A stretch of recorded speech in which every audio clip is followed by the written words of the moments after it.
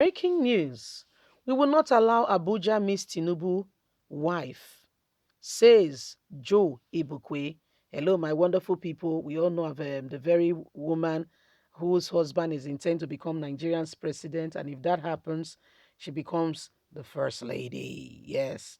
The first lady, the intending first lady we are talking about, has been a senator now for close to 12 years. Please investigate. Okay, she has been representing one of the senatorial districts in Lagos, and there is no other person to take over that seat.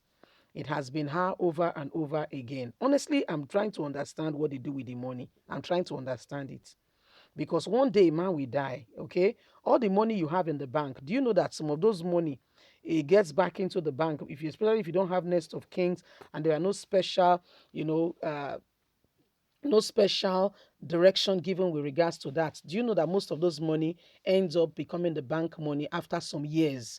And it is confirmed that you have gone to meet your maker, it becomes the bank money and they share it later as profit and what have you. While your family is roasting away. Why Nigerians, the senatorial district you said you were a senator to, is roasting away and people are suffering and genuinely lives are in danger and things are not what they used to be. So you see, why not make a decisive, a meaningful impact? So at the end of the day, you write your name in the history of time. You leave your footprint in the sand of time. Joe Bukwe is saying we don't want to miss Tinubu and his wife. Why? Let's get all the details. The All Progressive Congress chieftain, Joe Bukwe, has described former Governor of Lagos State, Asiwaju Ahmed Bola Tinubu, and wife, Senator Remi Tinubu, as the incoming first family. In a post on his official Facebook page, Joe Ibukwe says Abuja, which is the seat of power in Nigeria, must not be allowed to miss Tinubu and his lovely wife. We will not allow Abuja to miss these two great leaders, the incoming first family. He captured a photo of the couple together. Ibukwe said this just weeks after Tinubu's interest to contest in the 2023 presidential election went viral. When Tinubu went to the villa to inform President Muhammadu Buhari of his intention to run for the number one position when his tenure expires in 2023. Afterward, he had a press conference where he told Nigerians that he just informed the president of his intention to run for the position. And he mentioned that this has been his lifelong ambition and he intends to run and win and become Nigerian's president. The Punch reports that APC chieftain made the announcement while addressing State House correspondent after a visit to the President Major General Muhammadu Buhari in Abuja. He has since traveled out of the country to the United Kingdom where he's said to be making consultations, but other quarters says he has to see his doctor and have rest after the ongoing consultation he has had in Nigeria, and this has been a strain on his health. This has sparked up a lot of reactions with Nigerians asking if we want to repeat at the same thing that has happened before. So that's your very own brother Joe Ibukwe who is saying that, well, in his opinion, he feels very strongly that Nigerians should not miss this first family. According to him, he feels very strongly that they will become the first family of the country and that the country should be prepared to receive Tinubu and his wife. And everybody must know that Tinubu and his wife, they can become Nigerians' first family if they are given the opportunity. But the truth remains again, okay? How can we, get good leadership? Must each remain? Must we remain with the same set of people again and again? Must we remain with them? This is what is happening.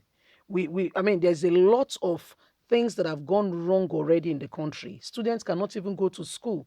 Okay? Do you know the suffering people are going through? Do you know how life has become unbearable? Do you know children that have become orphans? And this is why I do not blame Nigerians at all that want to leave the country. I don't blame them one bit. I don't blame them one bit. Do you know what life is? You know, just which day I heard a story of a man who entered a vehicle. in the southwest. And before you know it, Fulani herdsmen came out of the bush and began to shoot at the vehicle. Yeah, they did a lot of evil, killed people in the vehicle. And at the end of the day, you know, it took God for him to be saved. Out of 11 passengers, he became the only one who came out alive to tell the story. So, what kind of a country are we in? What kind of country is this? What kind of country is this? Should we keep quiet that, everything is all right? We'll be deceiving ourselves and doing ourselves a great disservice. A great disservice. We can't continue with the same evil agenda going on and pretend that all is well. For crying out loud, all is not well. All is not well. All is not well. The country is going through a lot. Hell, if you ask me. Hell, you know. Some children, as we speak, the day Buhari was having his son's wedding, they're being kidnapped and they've still been there. Then after that, they had to banning of the son. The son is not living in Nigeria. Please investigate. The wife is schooling in the United Kingdom, Surrey University, studying to become an architect. The wife is the emir of Kano's daughter. 20 years of age was when she got married. 20. Buhari's son, less than 25 or 25. Yusuf. But other people's children should go through untold suffering and hardship. How is that fair? And then we're talking about election. Nnamdi Kanu, Sunday Igboho is going through a lot, and nobody is particularly looking at this area and coming up to say, oh, these people were the ones who dare to think, to say what is happening here. This is unfair. Let's do something about this situation. Let's help people come out of this difficulty. Let's see what we can bring to the table. And guess what the government says? How dare you? How dare you? Sunday Igboho is still in custody. Nnamdi Kanu says, no, we must protect Biafra land, and now he's in custody. Have you thought about it? The time of Olusegun Obasanjo, how come there was no call for referendum? The time of Late Umaru Musa Yar'Adua, how come there was no call for referendum? The time of Goodluck Ebele Jonathan, how come there was no call for referendum? Buhari comes in and look at it, things fall apart. Chinua Achebe was absolutely completely right. We can't go very far if we continue to deceive ourselves. Leave us a comment. God bless you. Have a lovely and a fantastic day. Remember, you have a voice. Let it count. Bye for now.